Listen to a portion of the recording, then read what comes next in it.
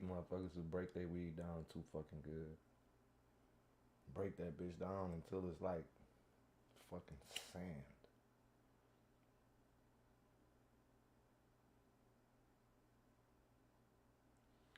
What's good with whoever just jumped in? What's down? What's down, baby?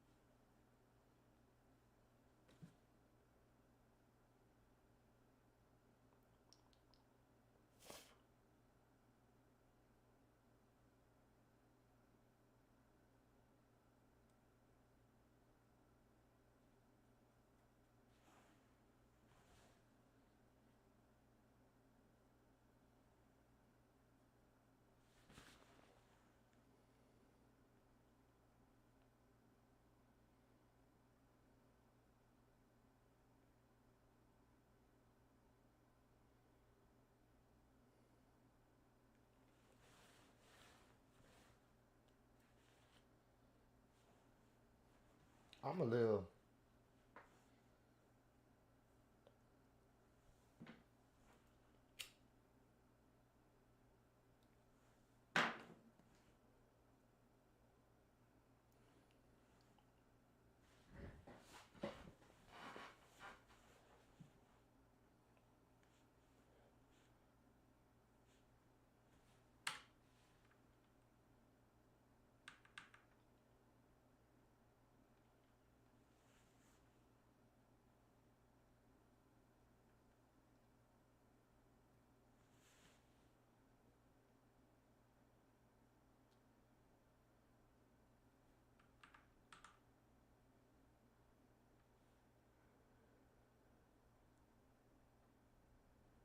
Look at this crazy ass dude here, bro.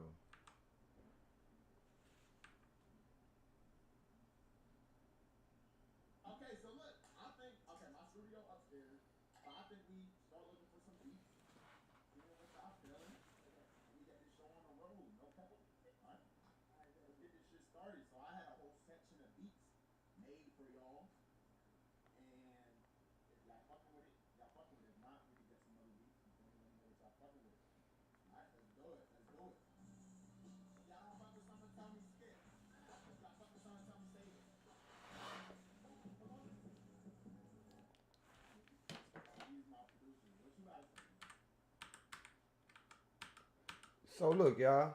My bad. That shit was playing. That was on the screen. That's my fault.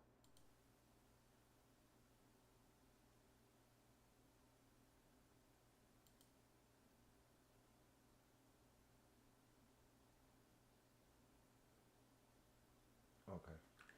I want to see this, bro. What was that?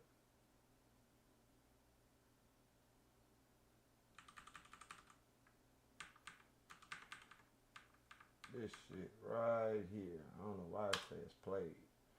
I went to Live it your just to biggest save my life library. in the new GMC Acadia. Get this low mileage lease. Rapping about the streets. 2 minutes and 40 seconds in, and I didn't watch it. I just put Rapper it. I Montana put it to 700 play has just been just so charged the in a federal motherfucker would case with go to my library. What I was watching. I didn't watch nothing. But this dude right here, bro, I've been wanting to dive into some shit with him. Because, bro, I ain't gonna lie. I hate motherfuckers who got that too tough personality. I hate that shit, gang. I hate it. And motherfuckers excuse me, but shit, this what life made me. This. Nah, gang. Nah. This is not what life made you. This is not what life threw you. Hold up, I got some important emails going on.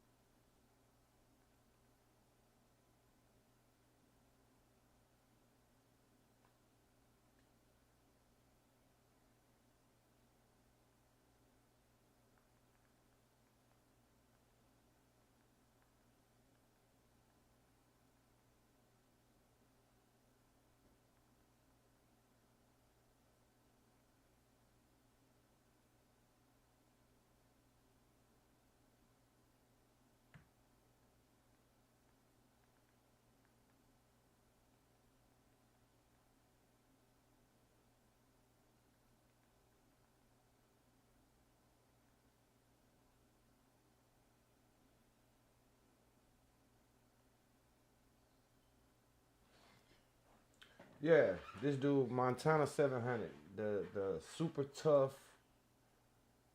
super, I don't know what the fuck it be, y'all.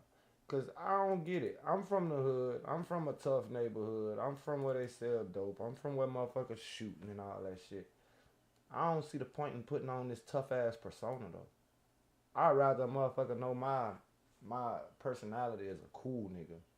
Instead of them knowing, yeah, that nigga that fucked up, bro. He always tough all the time. Man, I ain't trying to have that shit on me. Fuck, I'm being tough for. If it go down, it go down. I'm gonna bust your fucking head. But I ain't gotta act tough up to that point. I don't see the point in that. Motherfuckers think them acting tough gonna make a motherfucker not try it. It's like that's what they hoping. They hoping that since I put on this tough ass image, motherfucker ain't gonna try me. I don't know about in Dallas. But in Louisiana, if you too tough, nigga go try you just cause you too tough. Nigga really gonna try you just cause you acting too tough. On my life. Nigga might not do you nothing, but they go try you just to see if you really on that tough shit you acting like. All right, let's see what Montana 700 got going on. This one of the toughest niggas on the internet. And I don't know, bro. I don't know nothing about him. He may be as tough as he act.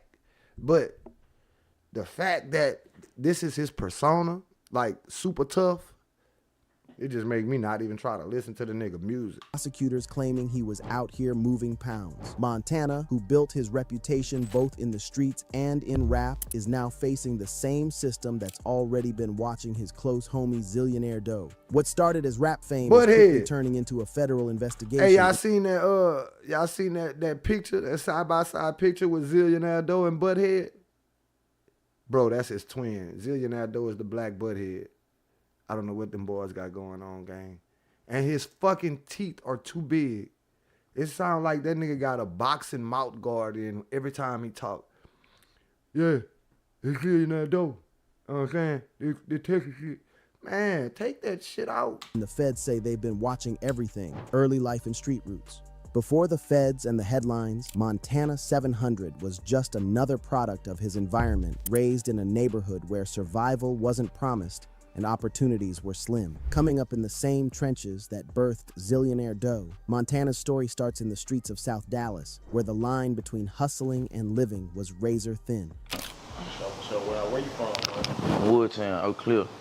He wasn't born with money, and the world didn't hand him anything easy. What he did have was hustle, ambition, and a reputation that quickly started to grow. From a young age, Montana was around the type of environment where trapping wasn't just an option, it was the blueprint. Older homies and even family showed him what it meant to flip products, stack cash, and build respect. By the time most kids his age were still figuring life out, Montana had already touched more money than some adults see in years. Word on the block was that he wasn't just moving small amounts, he was making real plays, and that's how he got his name buzzing before rap even came into the picture. But the thing about street fame is that it spreads fast, and with that comes attention, not just from the hood, but from the police. Stories circulated about Montana's early years, from late night runs to flashy stunts with money. The type of lifestyle that felt larger than life for a young hustler also painted a target on his back. Local authorities were well aware of Montana 700 before the feds ever said his name. What separated Montana from a lot of others, though, was his presence. He wasn't just hustling. Is the nigga in jail? Is he locked up? What's going on? Is he in jail right now? Did the feds snatch him?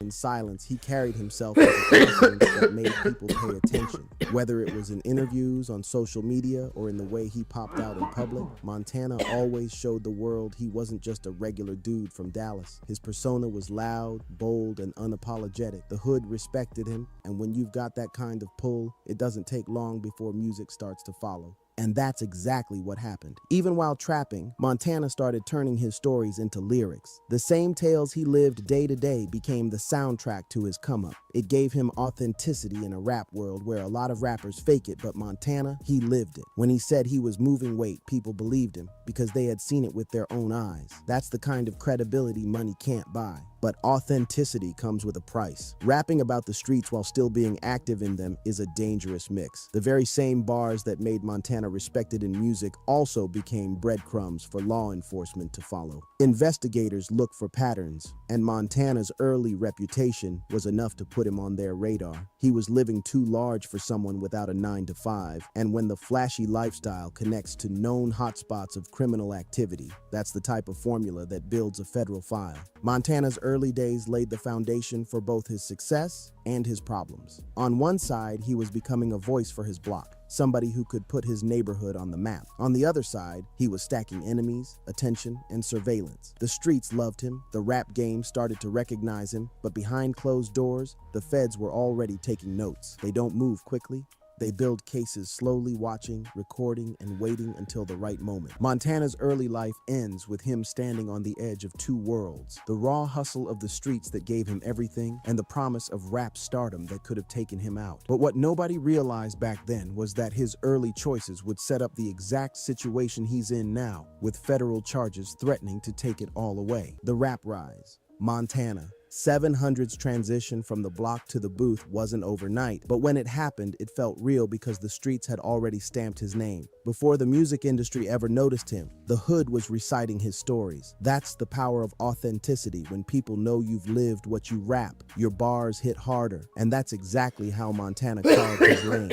Early on, Montana started dropping tracks that sounded less like entertainment and more like confessions. Songs about flipping packs, dodging raids, and counting dirty money weren't just lyrics. They were pieces of his reality stitched together with raw energy. He didn't have the polish of a label-backed artist. At first, his videos were gritty, often filmed in the same neighborhoods where his reputation was made. But that rawness is what attracted attention.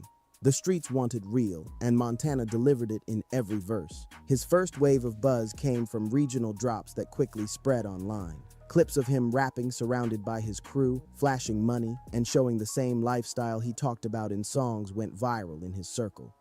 Fans gravitated toward the energy. It wasn't manufactured. It wasn't industry scripted. It was Montana 700 in his purest form, unapologetically himself. Soon, his name wasn't just whispered in Dallas neighborhoods. It was getting industry scripted. It was Montana.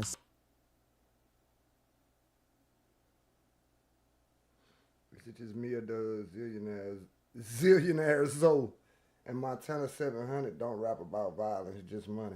700 in his purest form, unapologetically himself. Soon, his name wasn't just whispered in Dallas neighborhoods. It was getting traction on platforms, blogs, and local DJs' playlists. Being closely connected with Zillionaire Doe only amplified Montana's image. Whenever Doe was mentioned, Montana's name wasn't far behind. The two were often seen together, not just as friends, but as representatives of the same lifestyle and movement. That connection gave Montana more reach, but it also put him under the same microscope. If the feds were already circling Doe's world, they were bound to notice the people standing next to him, and Montana was front and center. As Montana's buzz grew, so did the visuals. Music videos went from low-budget hood tapes to bigger productions, with cars, jewelry, and heavy street imagery. But here's where things got tricky. The same elements that made his visuals powerful also doubled as evidence in the eyes of investigators. Flashing stacks of money, referencing pounds in lyrics, and surrounding himself with known associates blurred the line between entertainment and self-incrimination.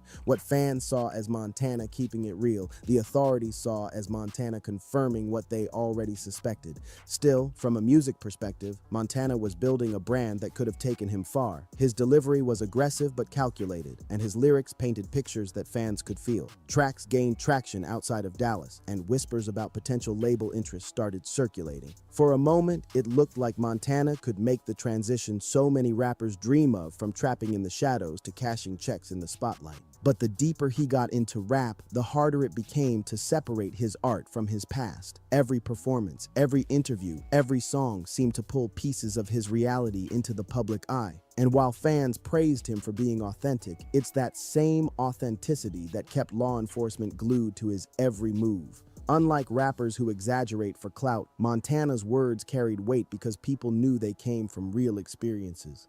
The rise of Montana 700 in the rap world showed the double-edged sword of being too real. His music connected him to fans who saw him as a voice of the streets, but it also connected him to a federal narrative that painted him as more than just an artist. Every view, every repost, every cosign pushed him further into the spotlight, but it also lit up the federal radar. By the time Montana was moving into the rap scene, Hold up. I got this sweat on from riding this damn scooter earlier.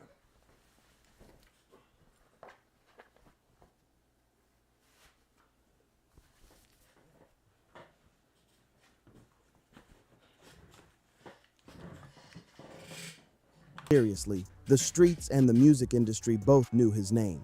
He wasn't just another rapper trying to make it. He was a figure whose life story demanded attention. But in the background, investigators... Wait. Y'all know. Y'all better know. Hold up.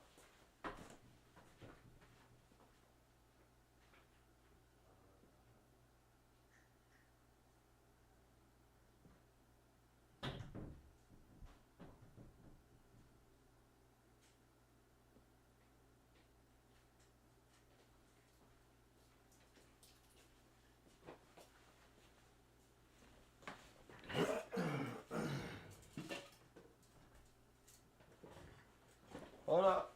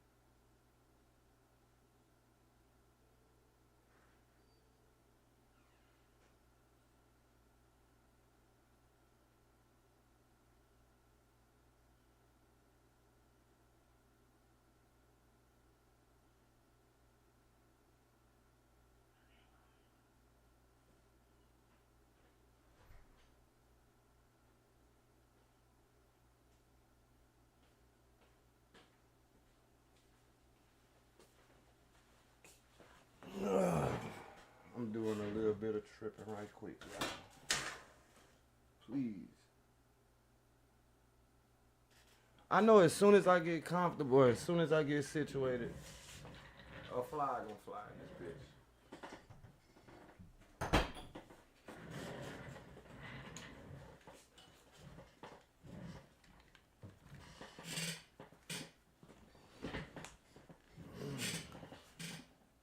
were piecing together his image in a different way. Where fans saw a future star, the feds saw a suspect whose lyrics, lifestyle, and circle matched the blueprint of an ongoing case. Montana 700 is left standing at a dangerous crossroad, one path leading toward a legitimate rap career that could have changed everything, the other path keeping him tied to the same streets that raised him. What he didn't know at the time was that his music wasn't just making him famous, it was also building the prosecution's playbook, track by track, video by video. The investigation and charges. Work too hard. They finna now free my boys, man. They finna come get you, big sir. They can't get my nigga a break around this hoe. Montana. 700's name didn't just pop up overnight in federal court documents. This case has been brewing for a while. When the feds finally move on someone, it's because they believe they've got enough evidence to take it all the way to trial. And with Montana, the indictment lays out a story that's as much about surveillance and patience as it is about street credibility. According to sources close to the case, the official charges against Montana include conspiracy to distribute controlled substances, possession with intent to distribute, and interstate trafficking. The government claims Montana wasn't just hustling locally. They allege he was tied into a pipeline moving pounds across state lines. That's what elevates this case from something state police would handle into a full-blown federal situation. The investigation reportedly began after raids on Montana's neighborhood turned up not just drugs, but also cash, firearms, and digital devices that hinted at a bigger operation. His close ties to Zillionaire Doe, whose block had been raided earlier, allegedly gave investigators reason to look closer. The feds don't usually kick down doors on gut instinct. They move when they think they can connect dots between multiple players. And in this case, Montana's name allegedly surfaced more than once in the paperwork. One key element the indictment points to is wiretap evidence. Court filings suggest investigators were monitoring calls and coded conversations where Montana's name or alias came up in connection with moving weight. Even if he wasn't directly on the phone, just being referenced can be enough to drag someone. What? Oh, the zombie shit? We gonna run another one. Into a conspiracy charge. That's the dangerous part of federal law. You don't have to be caught with drugs in your possession to face decades behind bars. If prosecutors can argue you were part of a larger agreement, that's enough. Then, there's the issue of confidential informants. While no names have been released, insiders believe the case involves individuals from Montana's circle who flipped under pressure. This is a classic move in drug cases. Law enforcement leans on lower-level players, offering reduced sentences in exchange for testimony. If even one person points to Montana as a supplier, and that testimony lines up with wiretaps or surveillance. Look, so basically, the same shit that motherfuckers do to look cool is they downfall.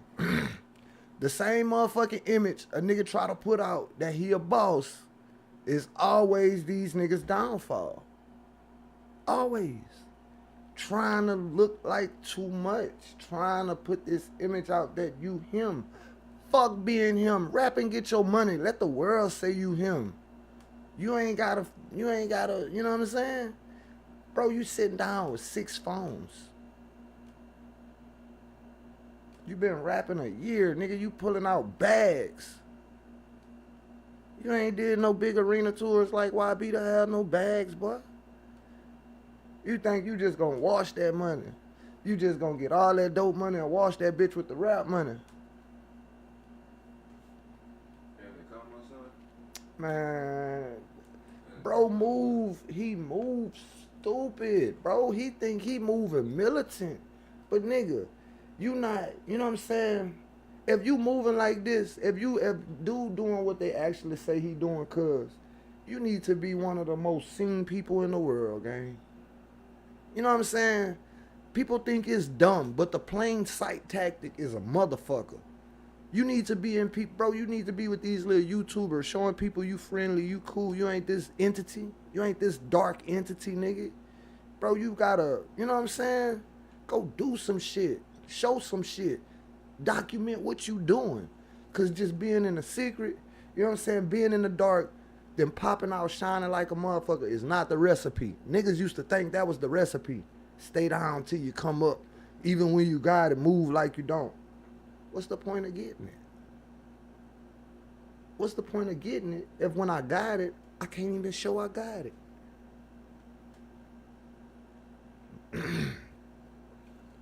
When you get what bro should have did instantly, now they would have looked at this stupid too, but it makes sense. He start making rap money, bro, start you a business ASAP. Start you a business ASAP, trucking. Put you a fleet, nigga, go get you 3 18-wheelers, get you a fleet moving. So you could actually say you getting big bucks. You could actually say, I'm getting this. And this come from this. I got a lawn business. I got 300, 400 yards I cut a month. You know what I'm saying? You gotta actually play tic-tac-toe by yourself, for real. If you wanna be gangster, if you wanna keep it street, you gotta play tic-tac-toe by yourself. And what I mean is, you not just playing for your next move.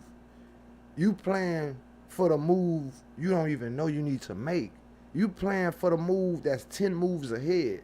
See, cause setting all them seeds, setting businesses out, that's setting seeds. Even though these businesses might be doing just normal, just average. It's a business that's bringing in and pushing out money. That's where you wash. Wash through that one, wash through this one, wash through this one. You gotta have enough businesses to wash dirty money. You can't have one little car wash and that car wash made $8 fucking million. No, nigga. What are you washing? Spaceships? What are you doing? Passing them bitches through there, painting them, pimping they ride? Gang, this shit is a lot more militant than these niggas make it seem. You have to be a lot smarter than a lot of these niggas.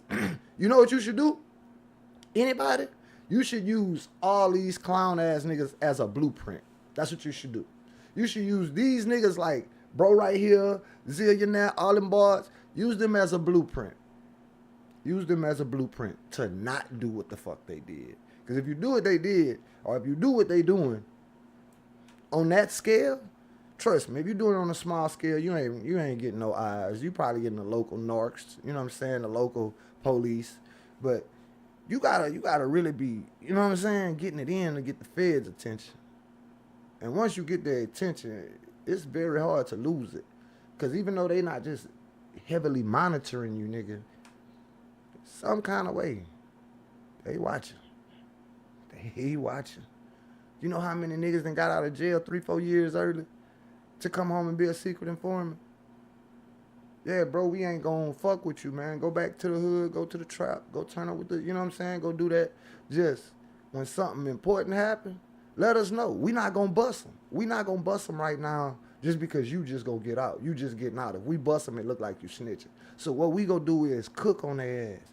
Everything they do, just let us know. Let us know with facts. Let us be somewhere where we could trail them. We ain't gonna stop them. We just want to make sure what you saying happening. You feel me? And we gonna build this case. We gonna wiretap this shit. And then we just gonna hit them with a motherfucking boom. You know what I'm saying? The subpoena hit, the federal affidavit, you know what I'm saying? Affidavit, the federal indictment hit.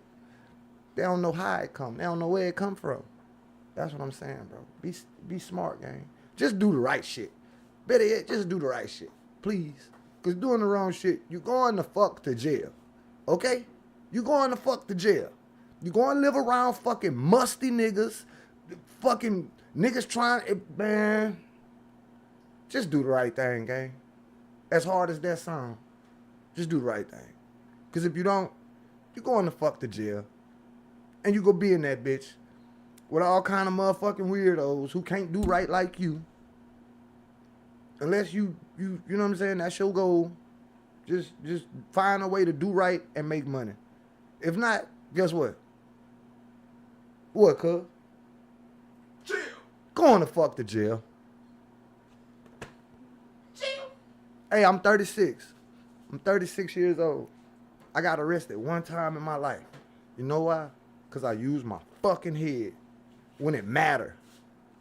I ain't meaning to jinx myself, and I hope nothing happen today, tomorrow, or in the near future to me or nobody or none of y'all. But just do right, gang. Please. Anybody that's watching this. Michael Nichols has hepatitis. Boy, that's a fucking moving vehicle report, bitch. That bitch say hepatitis. The prosecution's I don't case even know how looks you airtight. acquire The that indictment shit. also references You catch financial that records shit? and unexplained wealth. Montana, like many rappers with street ties, often flaunted racks of cash and luxury items online. While that might be got some in there. Now watch, all the shit I just said, y'all. I hope y'all was listening to the shit I just said. Because I think I just walked down the rest of this video without even knowing what the fucking rest of this video about. But just listen. I'm going to go back a step. Because I was, just one step. Watch this. Just watch for what he about to testimony. talk about. If even one person points to Montana as a supplier, and that testimony lines up with wiretaps or surveillance, the prosecution's case looks airtight. The indictment also references financial records and unexplained wealth. Montana, like many rappers with street ties, often flaunted racks of cash and luxury items online. While that might be normal for hip-hop culture, federal prosecutors use it differently. They argue that the lifestyle is evidence of drug proceeds, especially if the artist's music catalog catalog or streaming numbers don't clearly explain the income. In Montana's case, the feds reportedly pulled bank records and pointed to large cash deposits that they say match the timeline of trafficking activity. Beyond finances, law enforcement also leaned on social media and lyrics. Videos where Montana rapped about moving pounds or shipping work are reportedly included in the evidence packet. It's the same strategy we've seen in other high-profile cases where art is reinterpreted as confession. Defense attorneys will argue that it's all entertainment, but juries often see it differently, especially when paired with hard evidence like drugs or weapons recovered in raids. And then came the arrest itself. Federal agents, backed by local task forces, executed a pre-dawn raid at a house tied to Montana. Witnesses described seeing armored vehicles block off the street as heavily armed officers moved in. Montana was taken into custody without incident, though several others at the scene were also detained. Inside, agents reportedly recovered firearms, stacks of cash, and digital devices believed to hold evidence of trafficking. The arrest wasn't some low-key pickup. It was a full-scale operation meant to send a message, both to Montana and anyone else watching. After his arrest, Montana was quickly transferred to federal custody, where prosecutors moved to have him held without bond. They argued he was both a flight risk and a danger to the community. In federal drug cases, those claims carry serious weight, and the judge agreed, leaving Montana to sit inside while the case builds. For a rapper who had just started making noise on the music scene, the optics couldn't be worse. The severity of the charges can't be overstated. If convicted, Montana faces mandatory minimums that could run decades. Conspiracy to distribute alone can carry 10 years or more, depending on the quantity the government claims. Add interstate distribution, and you're looking at sentences that rival life terms. The feds know this, and they often use the threat of heavy time to push defendants toward plea deals. At this point, the streets are buzzing with speculation. Some are questioning whether Montana will hold strong, while others wonder if the case is even as strong as prosecutors are making it seem. But the truth is simple. Federal prosecutors don't bring charges unless they believe. The feds do not move unless the charge gonna stick. The feds do not make petty arrests. When the feds come, understand, it's nothing to say, it's nothing to do. Just wait for court and make sure your fucking lawyer's strapped. Because when they come, it's because they have enough evidence to skip over the local jails and put your ass straight in the fucking feds. And when you go fed, if you got 10 years, guess how many days you got? Guess how much time you got? Ain't no good time in the feds. You get good time in local prisons and in you know what I'm saying, in city and county jails, you get good time. When you go to the feds, if they say you got 10 years, you now have 365 days times 10. No skip, no easy, no motherfucking good time. Now, I probably got education programs that can, like college and shit, that could possibly do something. But just because you staying out of trouble, like in a regular jail, if you just stay out of trouble, you get your time cut. In the feds, man, them motherfuckers don't even give a fuck if you die. You feel me? They don't give a fuck if you in that fucking cell dead. They just gonna wipe that bitch off and throw another nigga in that motherfucker straight like that. Motherfucking the whole jail could have just watched that man seize up and croak in that bed. Guess what? They gonna Lysol that bitch and put another nigga in now. And it ain't gonna matter if it happened to him too. They can win with a conviction rate over 90%. I'm straight. If I got a motherfucking, the feds came to my house one time, and I wasn't home. And Shawnee, she's so green, she looked in the fucking federal agent's in their eyes and told a lie. And that shit almost bit us in the ass. You feel me? That shit almost bit us in the ass. But luckily it didn't. I'll tell y'all about that later. But what he's saying, when the feds come, it's a 90% chance it's stuck. It's not, man. Toward plea deals. At this point, the streets are buzzing with speculation. Some are questioning whether Montana will hold strong, while others wonder if the case is even as strong as prosecutors are making it seem. But the truth is simple. Federal prosecutors don't bring charges unless they believe they can win. With a conviction rate over 90%, Montana is walking into one of the toughest battles of his life. This investigation and arrest show how quickly the line between rap and reality can blur. For Montana 700, the very lifestyle that gave him credibility in the booth might be the same one that leads to a courtroom verdict. Why the feds went after him?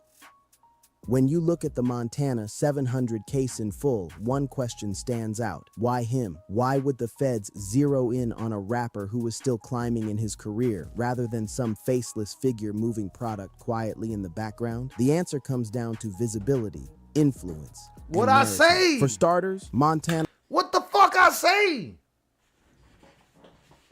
Visibility, influence, and the fucking narrative. I just said this shit, gang. I literally just said this shit, gang. I literally just fucking said this shit, gang. If this nigga was out motherfucking seen, being, you know what I'm saying? He's like a dark entity, bro. People can't say. It's nothing you can pull up on the internet of Montana doing some normal nigga shit. You know what I'm saying? Like normal life shit. You see some shit on the videos. They at the beach on the jet skis, on the fucking yachts or whatever. But, bro, most of the most relaxed rappers are the niggas that's on camera majority of the time. It don't gotta be no major film production. It could be your home. Y'all go out. You got all this motherfucking money in these videos. Y'all got hundreds of thousands on y'all hands. Bro, y'all go out. Ask these people at Best Buy, what's the best vlogging camera I could get? Get your little cousin that just want to hang around and let this nigga vlog y'all, bro. You gonna make money off of this, another stream of revenue. What the fuck? But instead, these niggas want the feds to speculate. They want everybody to speculate. Not just the feds. They want everybody to speculate. What they doing, where they be, how he move, what he do on a daily.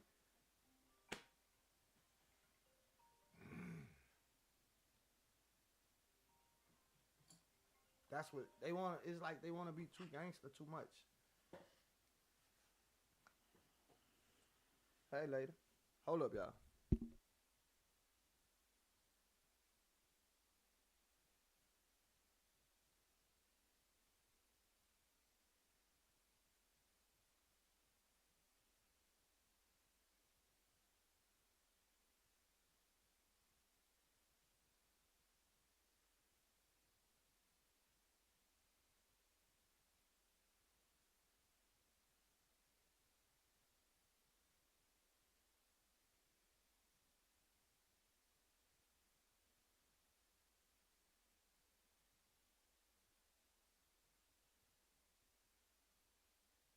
Nah, I completely forgot. Yeah, I remember what I was saying.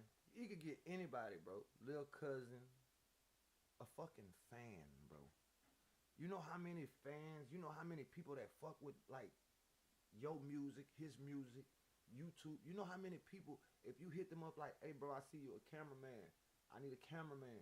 You know these dudes are really like come fuck with you and really come be your cameraman just to say they fucking with you, just say they hanging with you. Like, nigga, visibility is one of the biggest things that keep the feds off of you because they see what you doing. You are visual. Why are you actively the nigga that they, like, why they not saying, yo, nigga did this? How is it that you the bag, you the money, but you the nigga on the road go and get it? How stupid is that? Like you wanna have that to say so bad. You want your raps to be true. I'm on the road pulling back pines, come and get it. Da-da-da-da-da. You want that shit to be true so bad that you still actively the nigga. You could just send a nigga to go get it and come back with it. If he get hit, you know what I'm saying? You get him out. I don't know what the fuck? This bitch ringing and I ain't even see nothing. Hey. My bad. You know, doing your... Hold up, y'all. Hold up. One more time.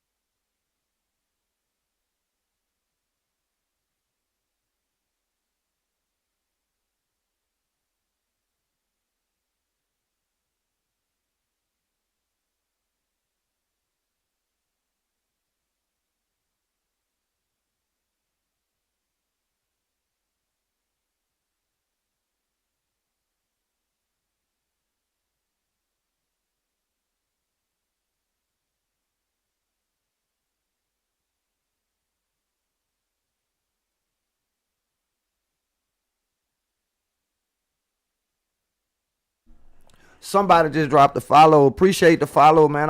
I didn't see the name. It flashed too quick. Hold up. I gotta get. Where is my Oh, lady? be thing, babe. I'll talk with you later. No, I was just telling somebody thank you. It's okay though. But all right, mama. I gotta put my latest follow up there because I don't see it. That's what I need. Okay. Yeah. Yeah. Call me when you get your break. When you sit down and eat. Okay. All right, my love. Love you. Yeah. How you managed to do that? How I do what? You have one side of that bitch going straight down. I don't know. All right. You good? Not really. What you mean? I'm getting delusional. Don't get delusional because you are 45 minutes away from home and you still got to drive and you still got to stick people veins. Oh yeah, no. As far as that, that's fine. But like earlier, one of the nurses, she don't mind. She'll go draw that blood quick. Mm-hmm. And I took the tube that the blood supposed. I'm supposed to twist a needle on the top of the syringe so that I can puncture the tube and the blood will go in the tube. But I went to put the tube and twist that on top of the syringe. I was like, oh my God. You understand? It's okay. Yeah, I'm listening, babe. I'm just reading. The woman just emailed me back about the my license stuff. Okay. But yeah, no, I ain't gonna stick to let people wrong. I met some people from Hesma. Sure. They was cute little couple.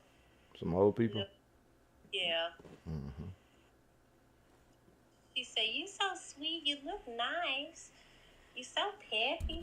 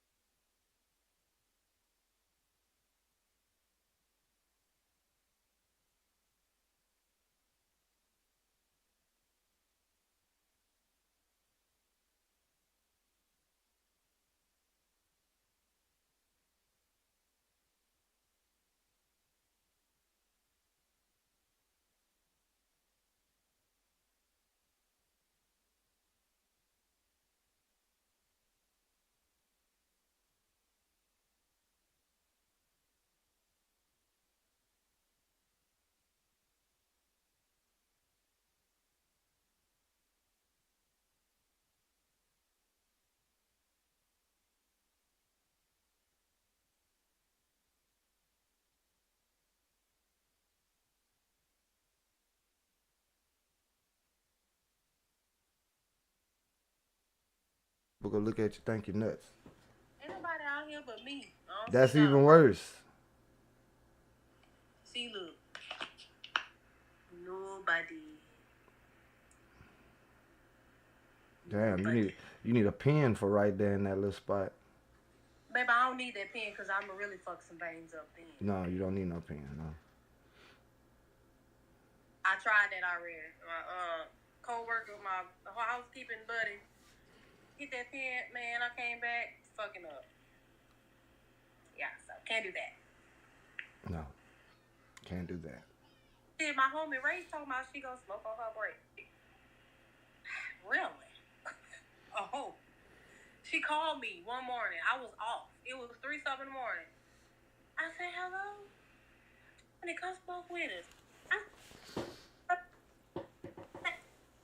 Birthday. No, ma'am. My bad. Me and riding in circles smoking. And y'all riding on the hospital work. Oh, my God. I do not want to be involved.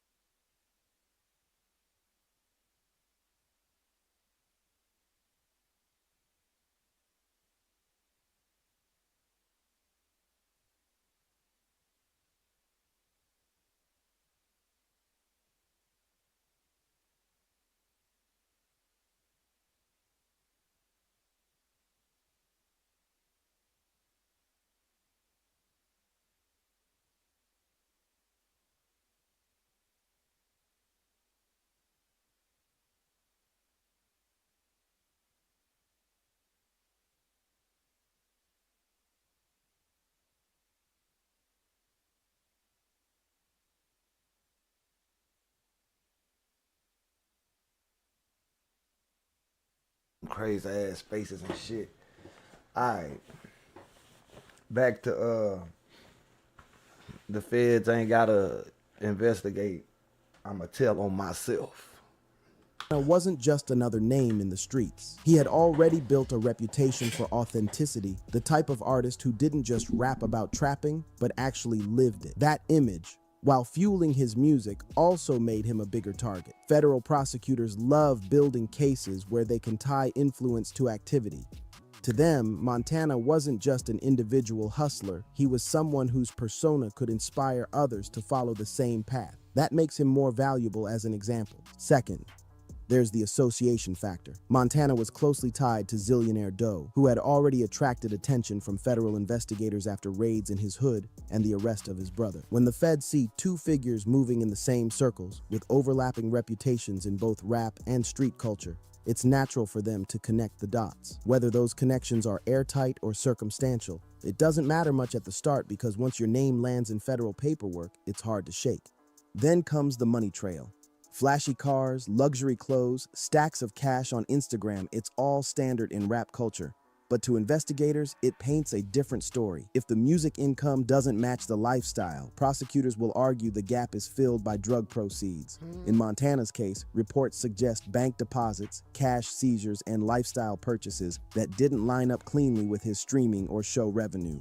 That gave the feds another angle to build on. Social media and lyrics added more fuel to the fire.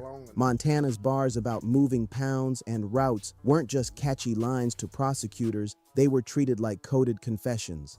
Photos of him, with money, weapons, or certain associates became exhibits in the narrative of an active trafficker. It's the same strategy used in other cases, from Young Thug's YSL indictment to Rollo's federal charges. The government has learned how to weaponize an artist's art against them. Family ties and neighborhood roots also made Montana a bigger target. The feds aren't just interested in what you do, they're interested in the environment you come from. If your block has a history of raids, arrests, and drug busts, investigators assume you're tied in whether directly or indirectly. Montana's neighborhood had already been under the microscope, and his rise in visibility only drew more attention back to that same area. Finally, there's the strategy of the feds themselves. They rarely go after small fish. Their goal is to dismantle entire networks, and the easiest way to do that is to grab people who sit at the intersection of money, influence, and culture. Montana checks all three boxes. By indicting him, prosecutors can potentially pressure him into giving up information or use his case to link together a wider RICO-style narrative involving multiple players. So when you ask why the feds went after Montana, the answer is simple. He represented more than just himself. He was a symbol of the streets blending into rap, a face that made the alleged conspiracy easier to explain to a jury and a potential stepping stone toward an even larger case. In other words, Montana 700 became a target not just because of what he allegedly did, but because of who he was, who he knew, and what he represented. Conclusion: the high price of mixing streets with rap. Montana 700's story is a familiar but tragic one. A young man who rose from the hustle of his neighborhood, turned his experiences into music, and built a name for himself off the authenticity that fans craved. But that same authenticity is now being used against him in a federal courtroom. The path is clear when you look back. Montana's early street roots gave him credibility, but they also planted seeds that would follow him forever. His rap rise amplified his image, putting a spotlight not just on his music but on the lifestyle he portrayed. And now, with the investigation and charges officially on paper, the federal government is ready to make him the next example of how quickly street credibility can turn into legal vulnerability. Why the feds went after him is no mystery.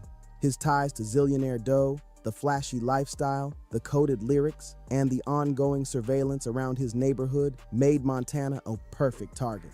To prosecutors, he isn't just a rapper. He's a case study they can present to a jury, a symbol of how street life and music supposedly feed into each other. And with federal conviction rates sitting over 90%, the odds are stacked heavy against him. The bigger lesson here is about the danger of mixing the streets with art. Rap thrives on authenticity, but when authenticity involves real crimes, the line between expression and confession gets blurry fast. For Montana, every lyric, every Instagram post, every flex now risks being turned into evidence in a courtroom. What happens next is uncertain. Montana could fight it out in trial, risking decades behind bars if the jury sides with the feds. Or he could take a plea deal, trading time for cooperation or reduced sentencing. Either way, his career, the one he was just starting to build, is hanging in the balance. And that leaves fans, the streets, and the culture with one final question. Will Montana 700 survive this federal storm? Or will he become another cautionary tale of a rapper whose past caught up with him before his future could fully unfold? Chevy makes America's most dependable trucks, like the rugged Colorado. So, honestly, just being honest, hopefully bro got some businesses set up. Let's just hope. Let's say hopefully he got some businesses set up. If he got businesses set up, he can also say this is where, you know what I'm saying, this unexplained money come from. Hopefully his social media pay him. Hopefully all this shit, hopefully he has more than just his rap income as his form of income. If that's the case, I feel like he'll be all right. But, big ass butt, like big old juicy ass butt. Honestly, they want to make an example out of him too bad. Cause you just gonna take the bitch and let the bitch burn you, red bitch.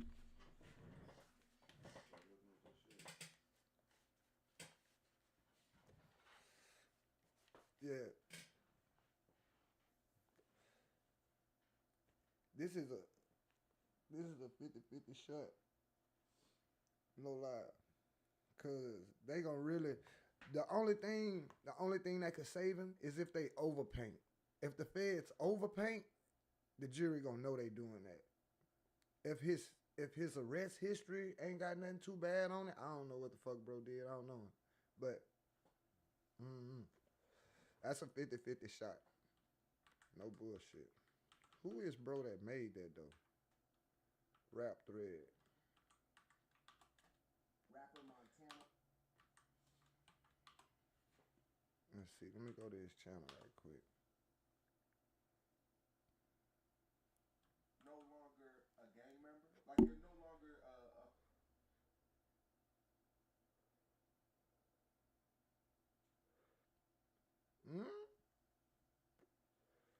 New leak footage of him killing his best friend. What the fuck? You know, heard killing his homeboy? Scrooly G? I don't know nothing. Yeah, Ben did that. Talked about it on, come on, man. I think academics. Open their mouth, tell them what it was, man. And you caught the tail left in the hole and left him up, man in the blind. Oh. This nigga. Put in some hard work this summer, huh? Yeah, 4.5 trillion in tax relief, that works. Works? We're not gonna see any of that money. My family saves thousands with lower rates, and you're gonna get enhanced standard deduction. I get to keep more of my money. Works for me. And my business and my employers benefit too. Exactly. Working families tax. How long you think it'll take us to make that run to Mansfield? You think we can make it back 4-2? I think we should just wait till after 2. 2 is when I gotta go get marked.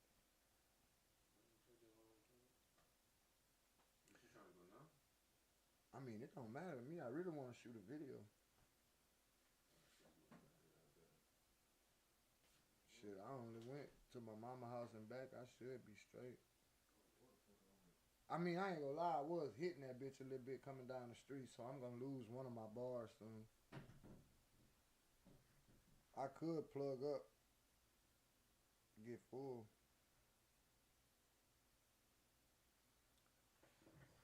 Look what this nigga. Cuts works for all Americans. Cheers to that. I don't know nothing about Man, oh, what up? To deny, you know what I'm saying? To deny his truth on this shit. But what did say? What do you mean, man? Those were Leaked footage of NBA YoungBoy paying to get Jada Youngin killed. See, shit like this,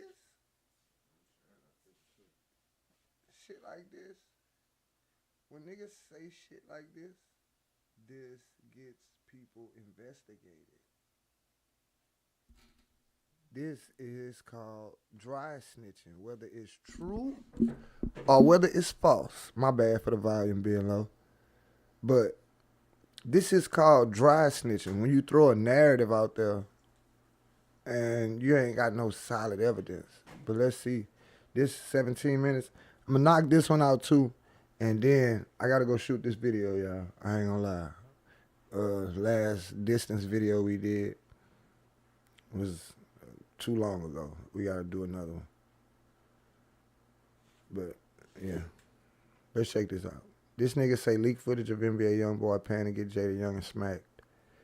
What the fuck kind of title is that?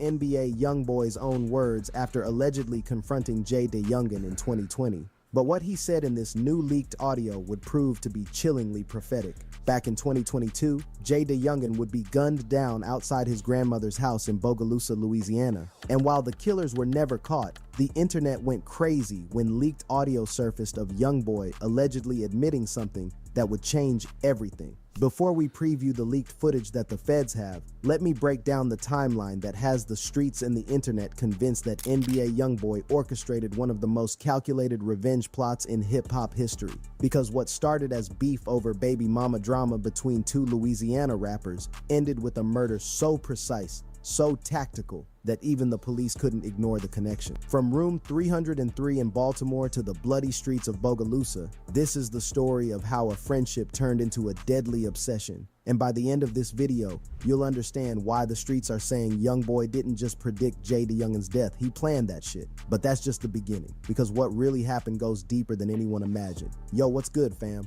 We about to dive deep into some real street drama that's been shaking up the hip-hop community for years now. This ain't just another rap beef story. This is about loyalty, betrayal, and consequences that turned fatal. So buckle up, because what I'm about to reveal will have you questioning it's crazy because everything Brogo you thought used you all knew the about music this case. against it. Context section. Now, before we get into this wild ride, let me keep it 100 with y'all. Ever since Jay DeYoungin got murdered in July 2022, the streets been whispering, social media been speculating, and conspiracy theories been flying left and right about who really ordered the hit. But yo, we about to separate the facts from the fiction, the real. This would be bad. Y'all know about public internet beefs. This is what's always the bad side of shit like this with the speculation. Y'all know about public internet beefs. Y'all don't know about the niggas who was petty beefing with me. Then I got richer than a motherfucker and started shitting on them. Half the shit I say in my songs really be at these niggas.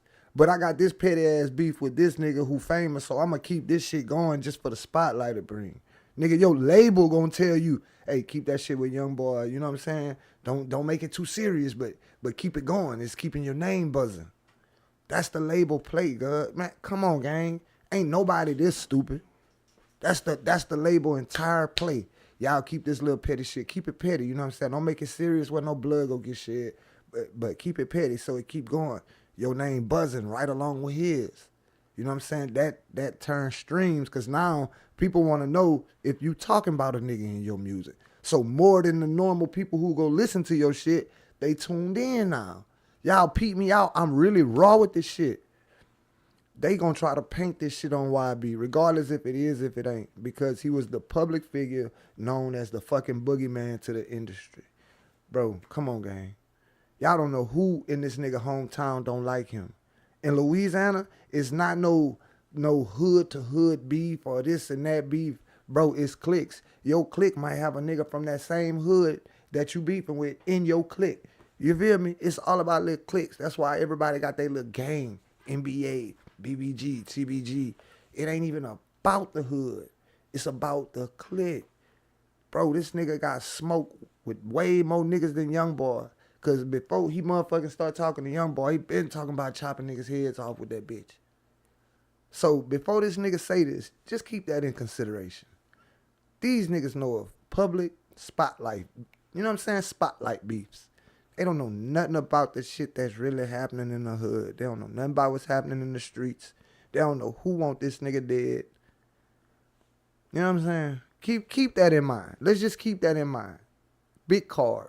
We gonna call it our big card. We gonna keep that in mind with everything bro about to say.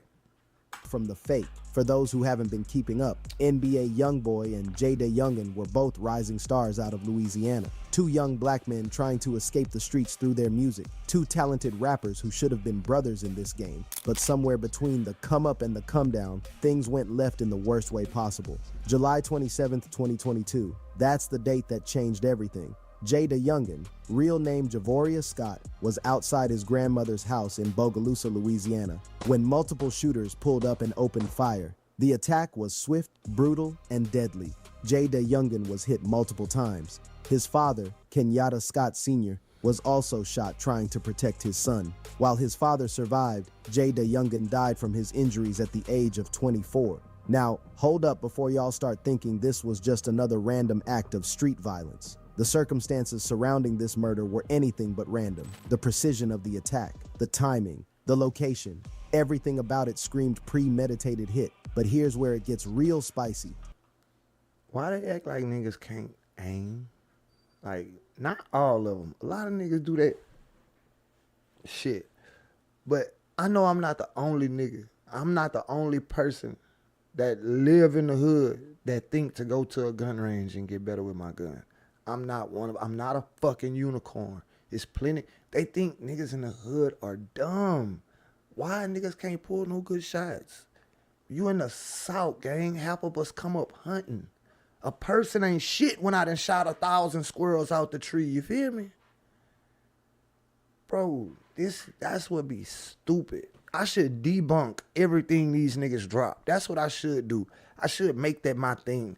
Debunking the stupid shit that these niggas put on the internet for big views type shit. I should. The connections between this murder and NBA Youngboy's ongoing beef with Jada Youngin run deeper than the Mississippi River. Story development, the beginning of the end. So, check it. Let's rewind to 2019, before the bodies dropped and before the beef turned deadly. NBA Youngboy and Jada Youngin were actually cool. They collaborated on music. They showed each other love on social media. In the cutthroat world of Louisiana rap, where territories and affiliations can mean life or death, these two had mutual respect, or so it seemed. But in the streets and in the industry, we know that it ain't got nothing to do with mutual respect. It's just, if we ain't got beef, what the fuck we dislike each other for? I'm not about to dislike you just because you another nigga from somewhere. See, this is the stupid shit they say. No. It wasn't no significant connection. They just didn't have no fucking smoke to not connect.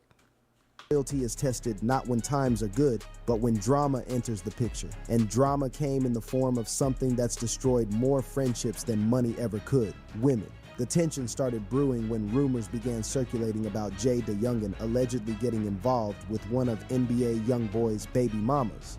Now, in the hood, in the streets, in the culture, we know that's a violation of the highest order. That's incorrect. Incorrect. That is not the highest form of whatever the fuck you saying. It's playing with no nigga bitch. That's just a way to get killed. Playing with a nigga bitch is a free kill. Who don't know that? Who the fuck stupid and don't know that playing with a nigga bitch is a free kill? Emotional, what is it called? Temporary insanity, all that shit. All that shit. We gonna plead that case in court. We gonna, you know what I'm saying? We gonna do it probably a year in jail. Free body. Crossing a line that can't be uncrossed. It don't matter if the relationship was over. It don't matter if feelings were still there or gone. What matters is respect. And allegedly, that's true. Respect was broken. NBA Youngboy, whose real name One more thing. No more. I'm not gonna break it after this.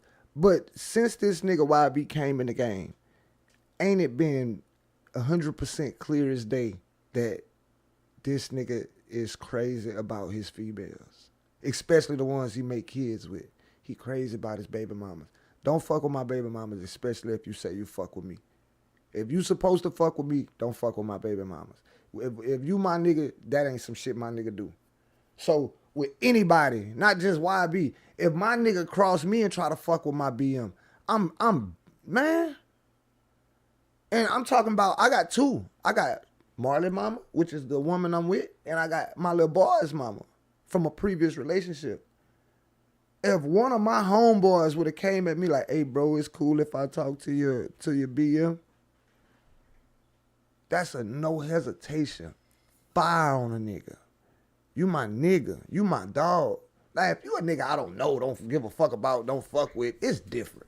But if you my nigga, if Sean would come up to me, if me and Shawnee broke up tomorrow, and Sean came up to me next year and say, cuz, man, I just want you to know, man, me and Shawnee talk. That's cool.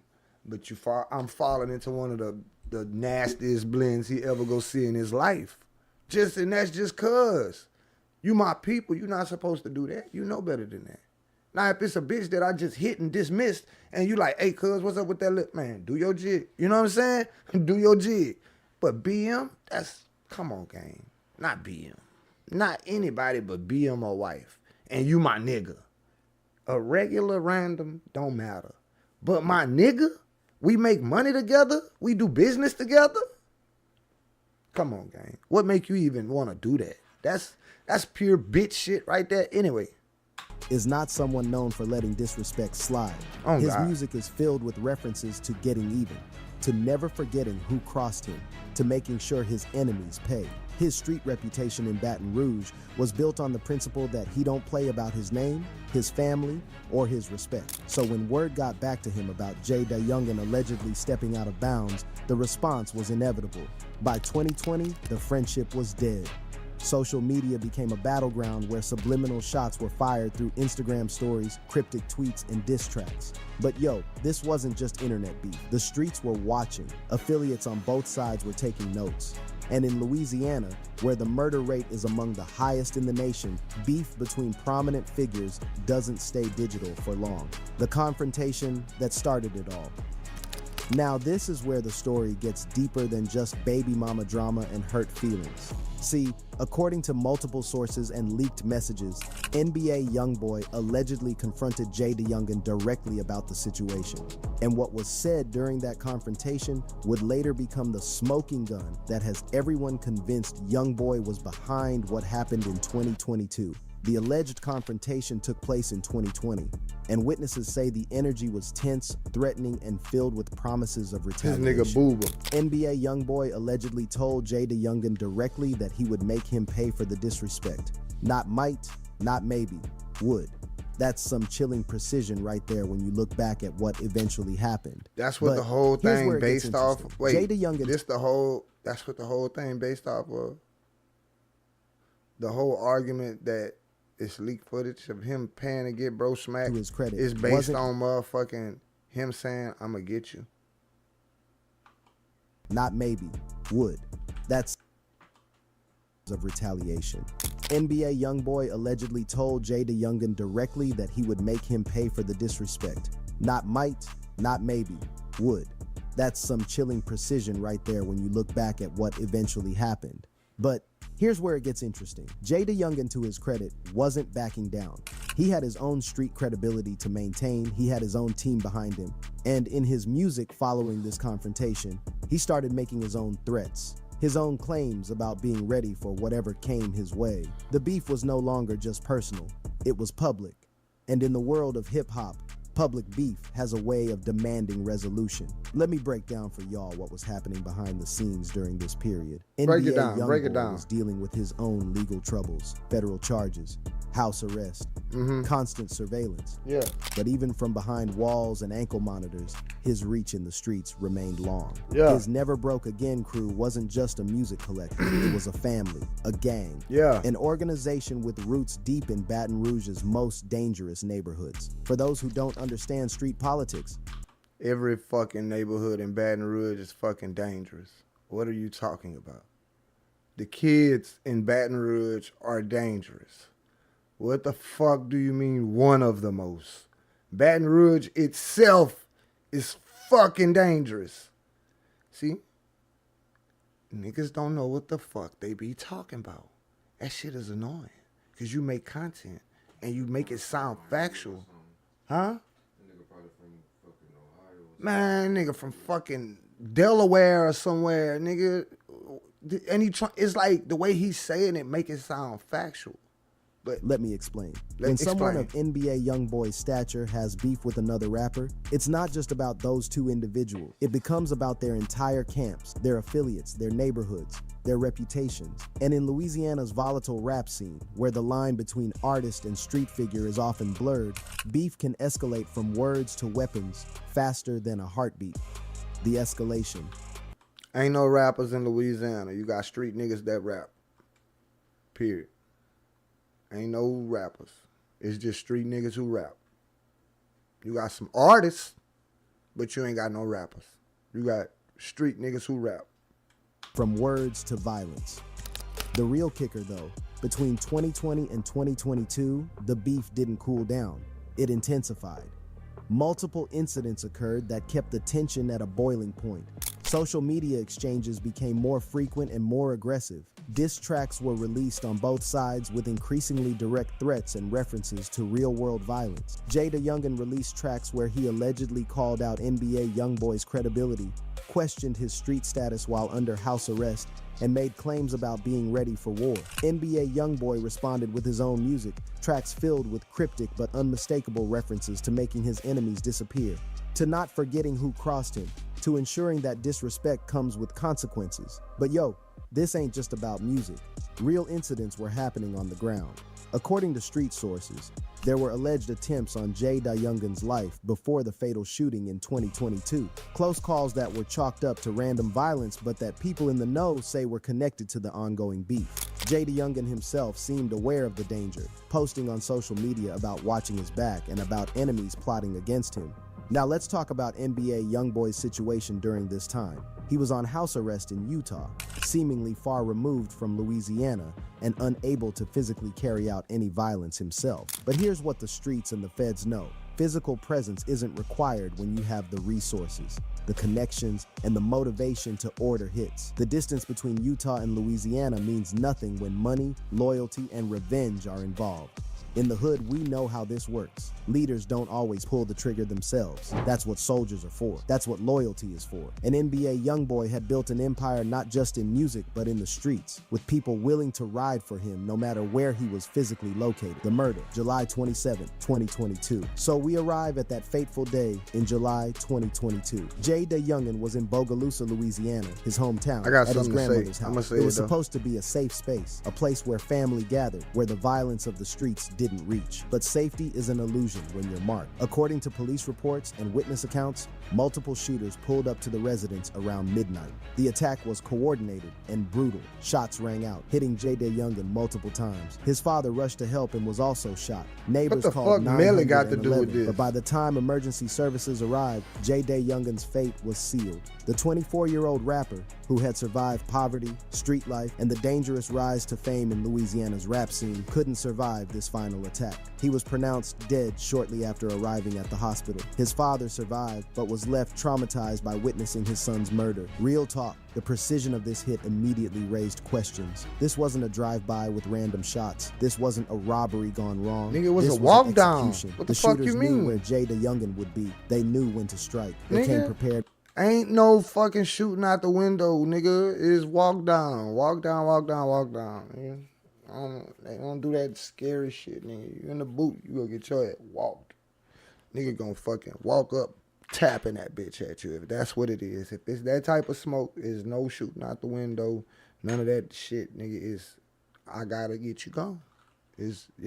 With multiple weapons and multiple shooters, and they escaped without being immediately identified or caught. The Bogalusa Police Department launched an investigation, but to this day, no arrests have been made. No suspects have been publicly named. The case remains officially unsolved, but while the police might not have answers, the streets have their own justice system, their own way of knowing, and their own conclusions. The leaked audio, the smoking gun, but here's where this story takes a turn that has everyone shook. Months after JayDaYoungan's murder, leaked audio allegedly featuring NBA YoungBoy began circulating online. In this audio, which has not been officially verified but has been analyzed by countless people, YoungBoy allegedly makes statements that directly reference the murder and his involvement in planning it. The alleged audio is chilling in its casualness. If authentic, it shows YoungBoy discussing the hit with associates, talking about the planning, the execution, and the satisfaction of getting revenge. Let that sink in for a minute. This isn't speculation or street rumors. This is allegedly YoungBoy's own voice admitting to orchestrating the murder of a fellow rapper. Now, for y'all who might not understand how these leaks happen, let me explain.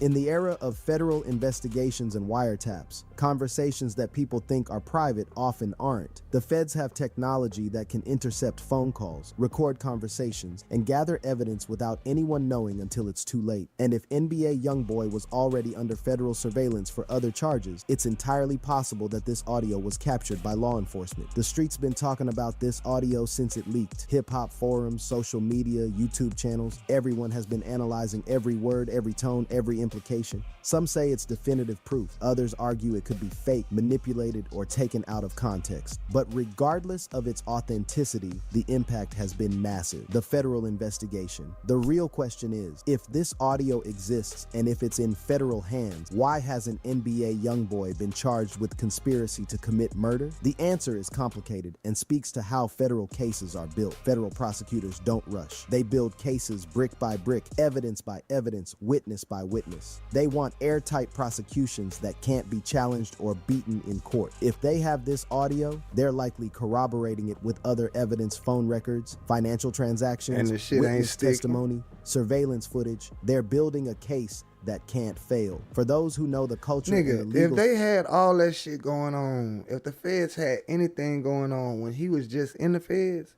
they was gonna hit him with it, G. They not about to let him be in the feds for a charge and let him go just to bring him back on another charge.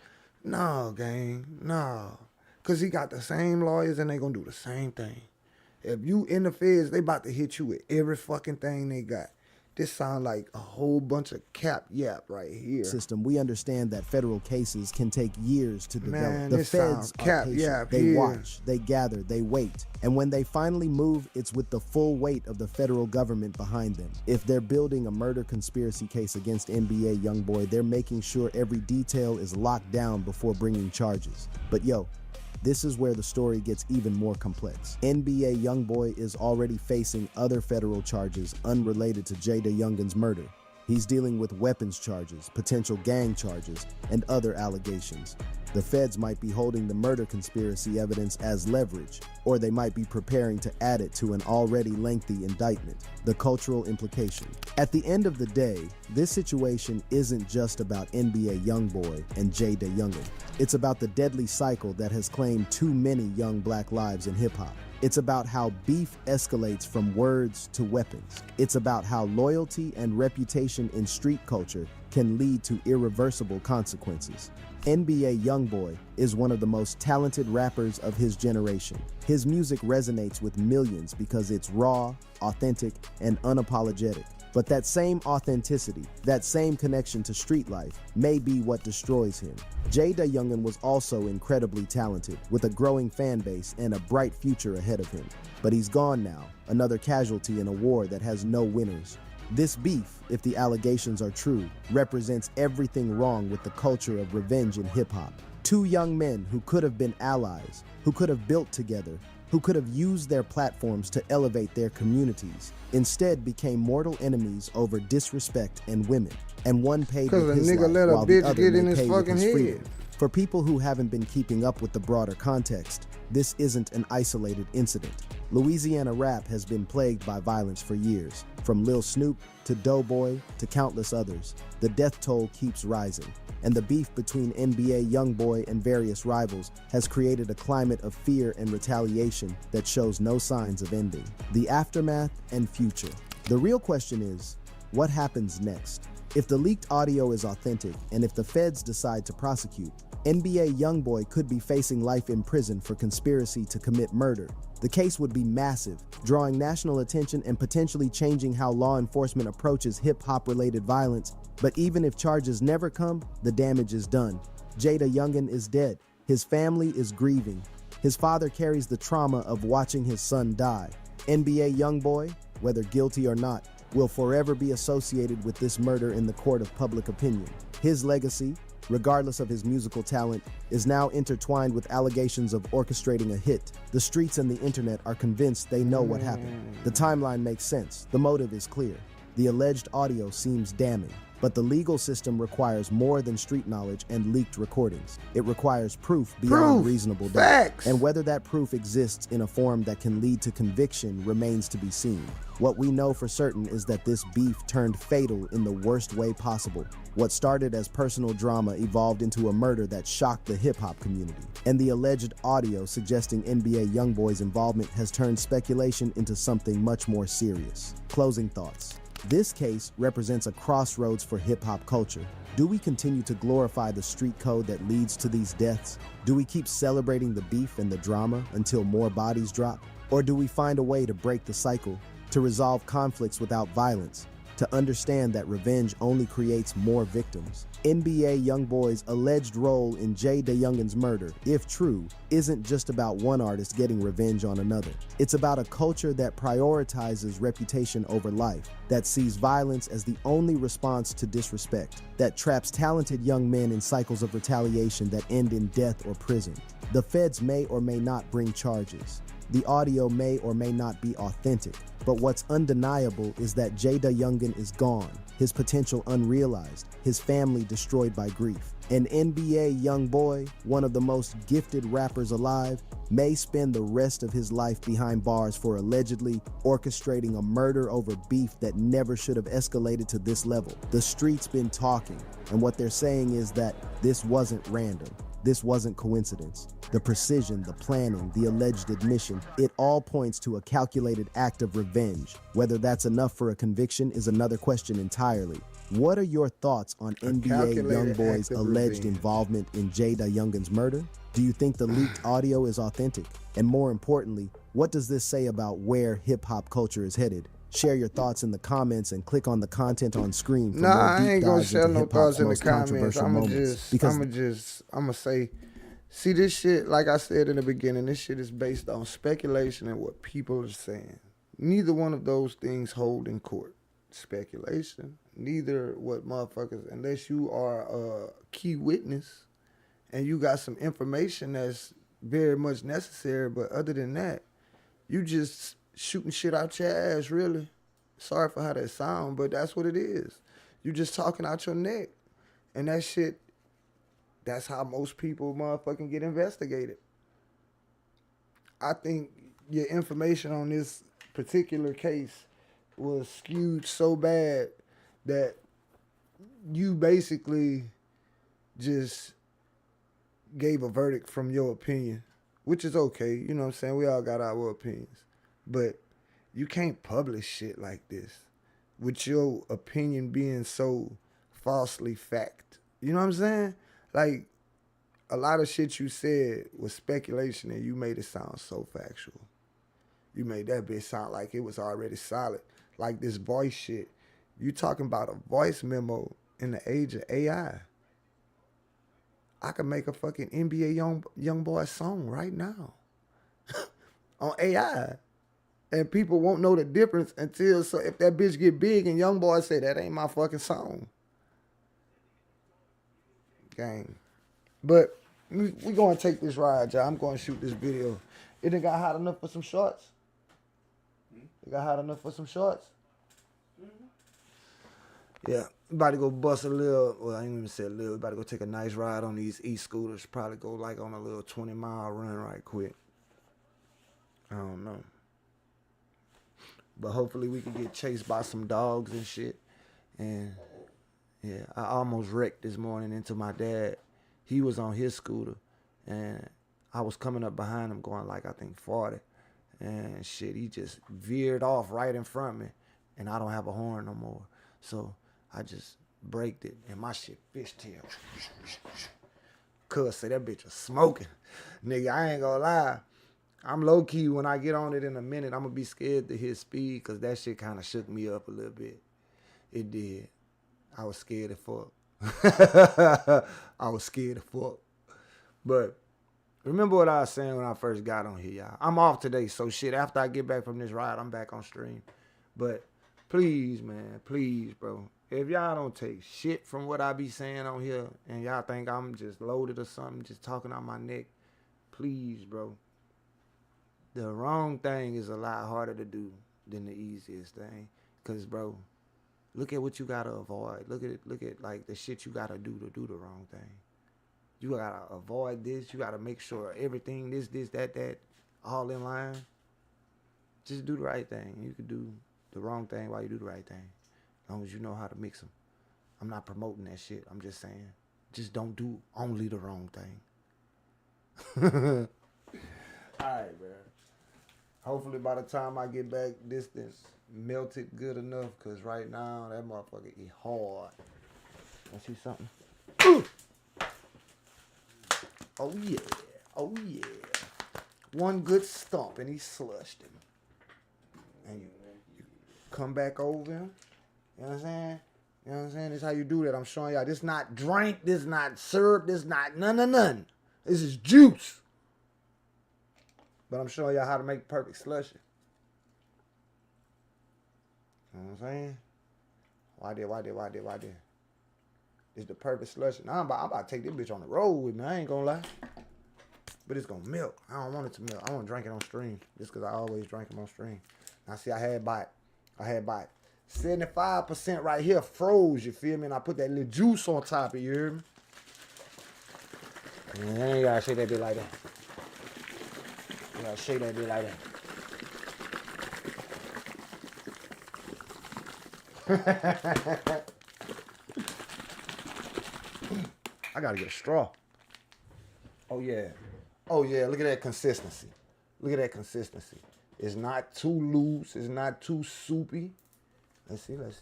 Oh yeah, perfect bottom, the bottom on the same type of time. It's not too loose, got a nice thickness to it. I really don't want to bring this bitch up. Let me see what it's hitting on. I'm talking all that shit.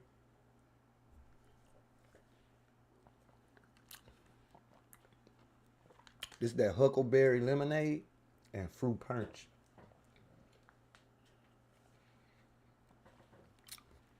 Cause I wish I could use some of this bitch. This bitch so raw.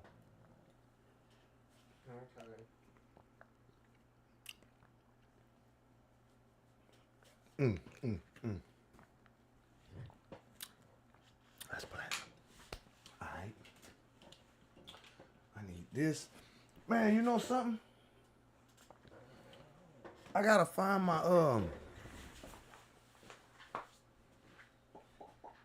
gotta find my fucking chest rig.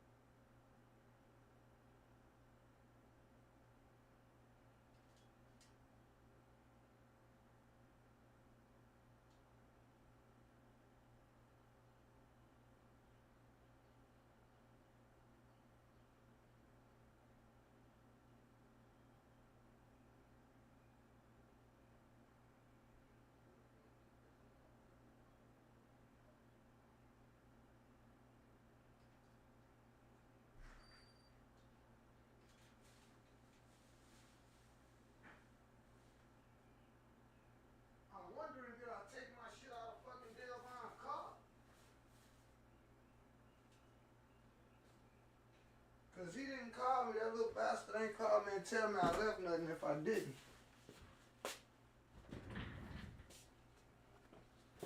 But I sure the hell haven't.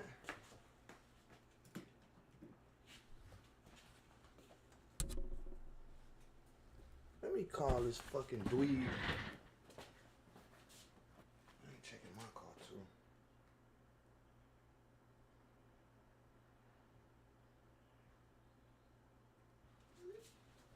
Hold on, y'all.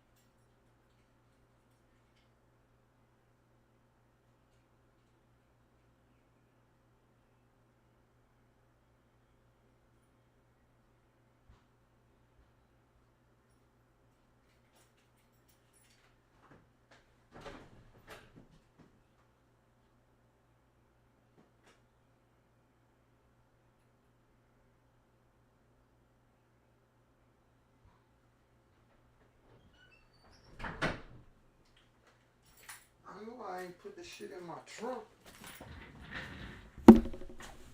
I wouldn't put nothing in my damn trunk.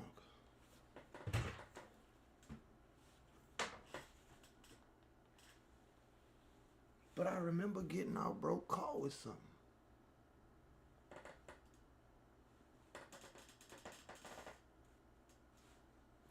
Don't y'all hate that shit?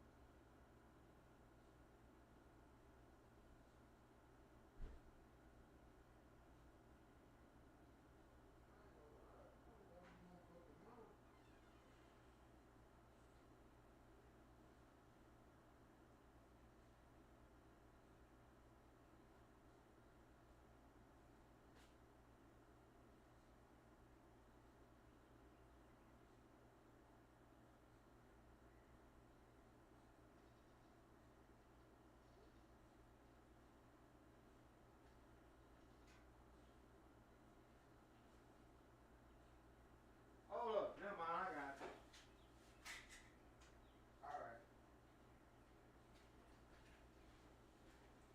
Alright, my bad, my bad.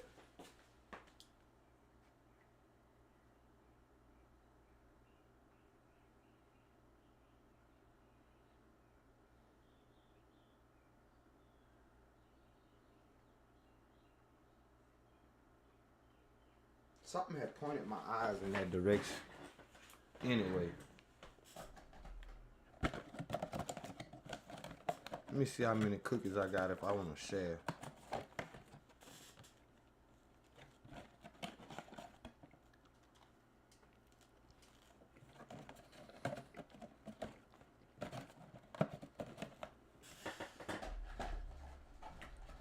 Hey, but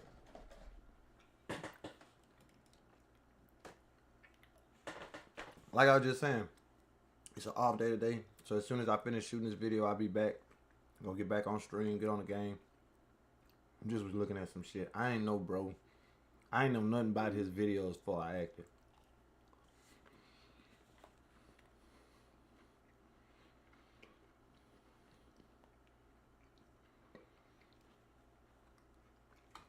I'm out.